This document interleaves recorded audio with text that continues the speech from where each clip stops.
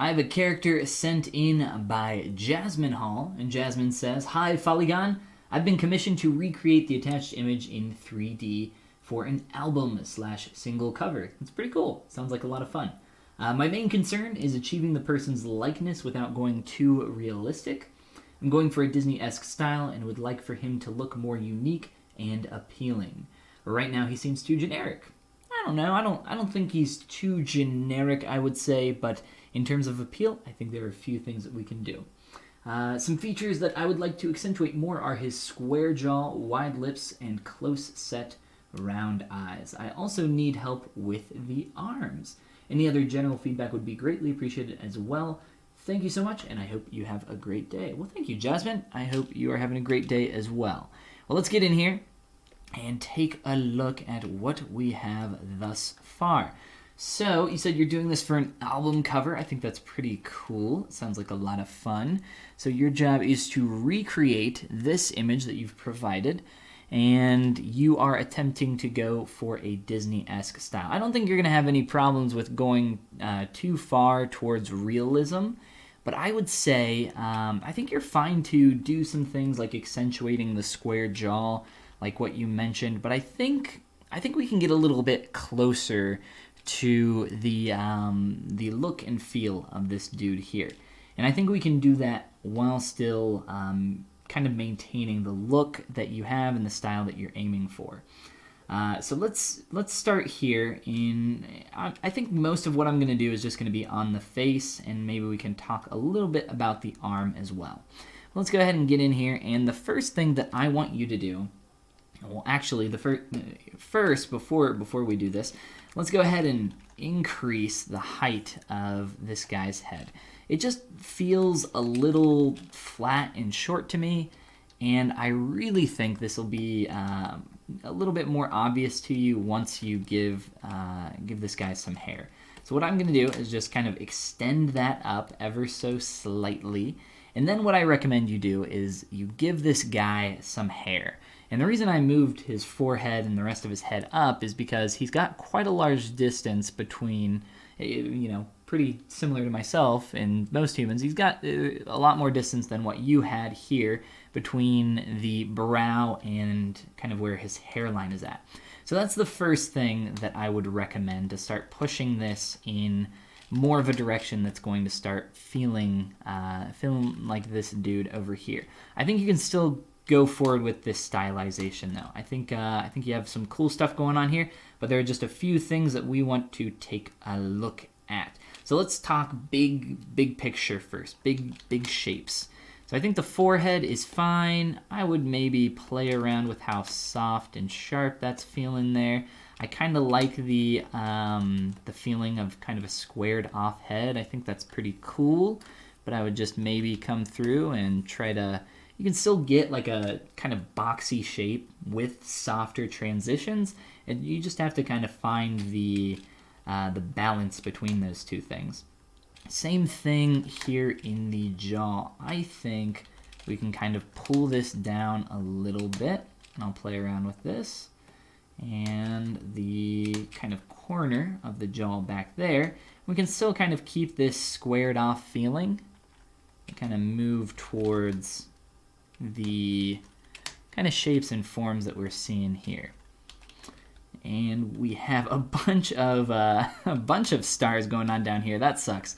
That's not a very good result there for remeshing and for sculpting. So let me try just softening out some of the transitions here. I know you mentioned that you wanted to, what was your specific wording? Accentuate the square jaw. But what I actually recommend doing, I think you're fine to do something like take a pinch brush to this, kind of like what you've done, kind of start pinching that out and sharpening that form. But I think you should always take the opportunity to kind of reassess that after you've gone through and sharpened some of that. So what I like to do typically is start a little bit sharp with my planes, something like this, and then take the time to kind of push that back and soften that form a little bit more after I have really sharpened that up. Where that is probably going to be the most difficult for you, I think, will be the transitioning area. It's between the neck and the jawline there. So play around with that for a while. I mean, I'm just kind of sculpting in some of the major landmarky shapes that we would like to see around here. But for the most part, the neck, kind of like the taper of the neck, feels really awkward with the kind of like muscular, blocky nature of the character that you've built. So I'm taking some time to kind of just sculpt in some of those larger forms, as well as just kind of widen out some of the neck and also kind of fix some of the roundness for the ears where it's feeling a little bit kind of rounded and bulging out there. Let's just kind of carve in just a little bit here. We'll just kind of play around for a minute. Use my smooth brush to start softening the shape around the jaw. If you want to even go more square here with the chin, and I kind of like about where it's at right now. I'd probably soften this out a bit more. But what you can do is kind of start to flatten this out a bit more once that point kind of transitions towards the chin. It's a very kind of common shape that we would see there. And let's see, I'm gonna play around with some proportions here a little bit as well. Maybe just give a little bit more room here for the mouth. Just kind of slide that up. But I really do think that the hair will be a huge thing for you just kind of figuring out this character. Hair really helps frame the face, and it's kind of like adding poly paint. It just kind of helps you figure out some of your other proportions as well. So let's do what we've done here, just kind of a little bit more softening, I think. Play around with this just a tad more. And then we'll look at some of your individual facial features and some of the other forms that we have going on here. So for instance, your eyelids. I have a ton of videos on eyelid order. I mention this quite often during critiques, much like this one. But a few things that we want to pay attention to in our eyes. I think you have some good shapes going on here, but I'm going to kind of pull some of the blocky nature of the character that you have here a little bit more into the eyes, while also thinking about eyelid order. So I want this lower lid. Let me soften that. I'm going to slide this in a little bit, just about there, and then that inner corner about there. So if you draw out a straight line and kind of pull this back, you always want that that top eyelid to be the first thing that hits. And then we go in a little bit further, the bottom eyelid, then the inner corner, and then the outer corner. So your eyelid, that lower lid, was out a little bit far, and it's kind of making it feel... It makes characters feel like they're looking up, and makes it feel like their cheekbones are really far forward. It's not a good look, typically. So I try to avoid that. It's what you would expect to see in a realistic human character as well. But in the eyes, let's just kind of play with the shape here a bit more. Some of the shapes that we might expect to see in terms of eye shape, kind of looking at the hits and breaks of that, as well as just kind of getting a little bit more curve in here, trying to push this towards a more appealing shape. Some of the thickness here I think is a little tad overdone, and that's why I've kind of pushed some of this in as well and softened some of that. Do you have some creases in here? You do not. It's just the actual geometry. Not a problem. I would also recommend getting some eyelashes in here.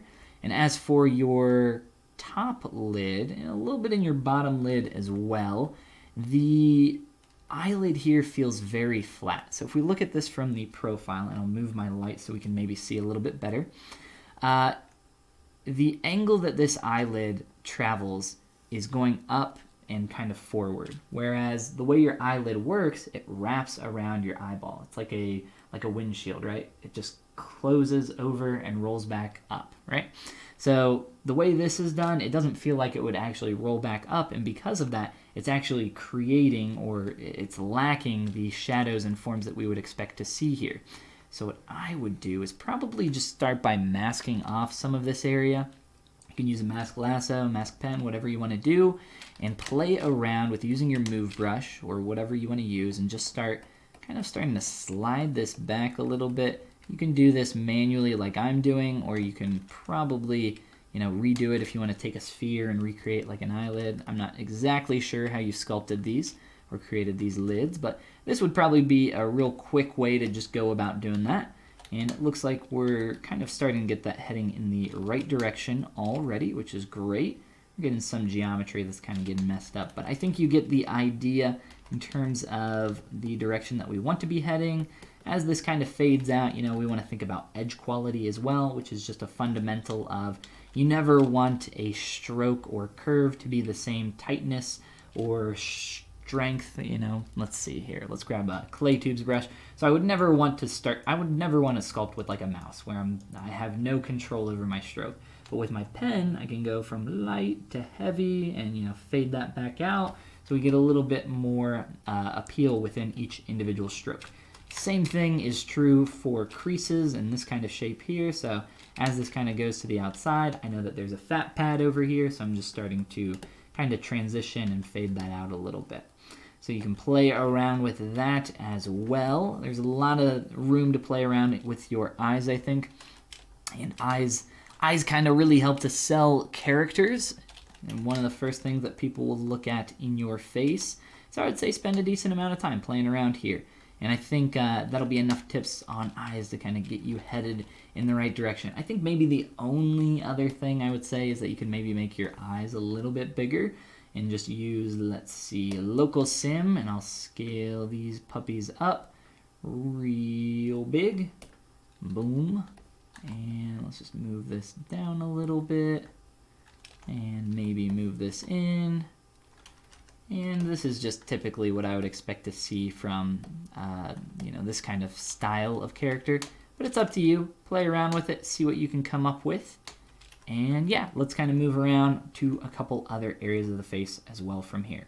So the next one will be the nose, which I think is probably one of the weakest features that you have here. I'd say your nose and your lips. For your nose is kind of just not hitting the marks that we want in terms of the kind of stylized shapes of what a nose should look like. And if we're kind of going in the direction that we want for this squared off head, I think we can try to bring some of this shape language into the rest of these facial features.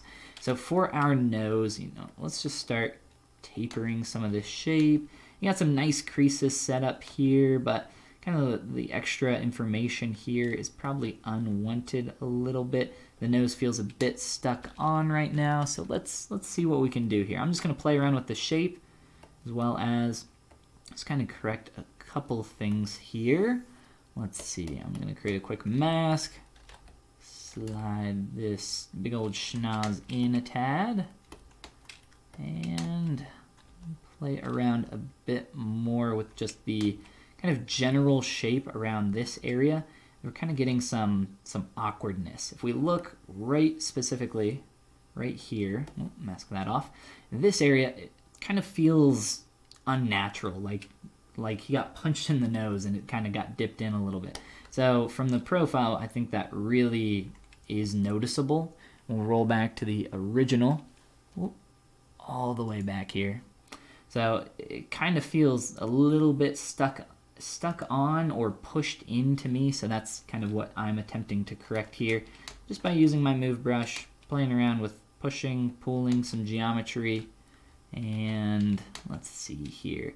I think this is going to help as well, just to kind of work on some of these connecting shapes. Use some pinch brush.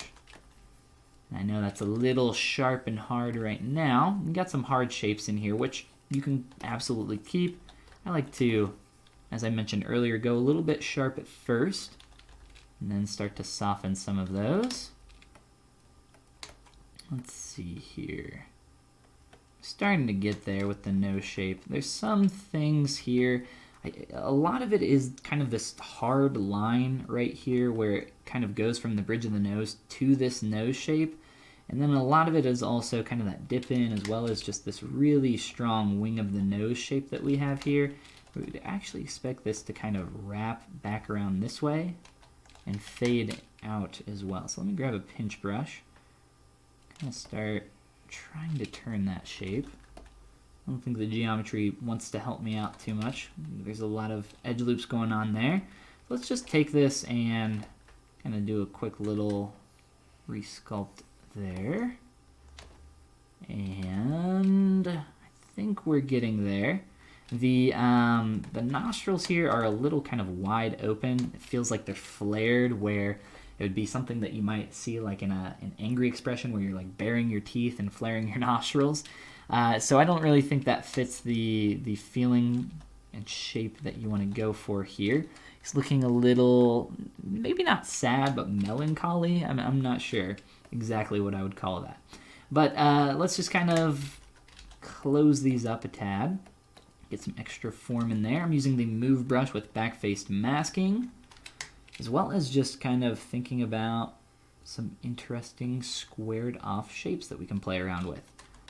And I think we're starting to get somewhere.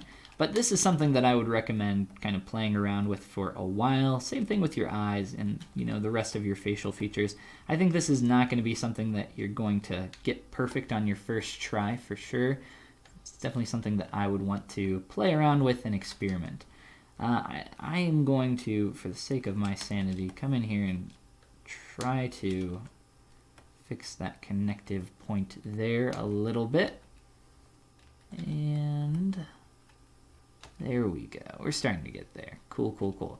Well, I'll say that that's good enough. We might return to your nose here in a little bit, but let's just look on the rest of these areas. You know, for a stylized face, especially in that Disney appeal, that Disney style, we don't want to see a lot of these heavy shadowed areas in the face, especially around the nasolabial fold, kind of like what you got going on here. It's totally fine to pull out the lips and get some of that additional form that you had starting there, but we want to avoid those really dark shadowed areas that make characters look older, especially for someone so young. So we're trying to match that appeal, but what we can do is use the light here in our reference to our advantage to kind of figure out the planes of his face a little bit more. So he's got kind of this tight line coming down from the cheek.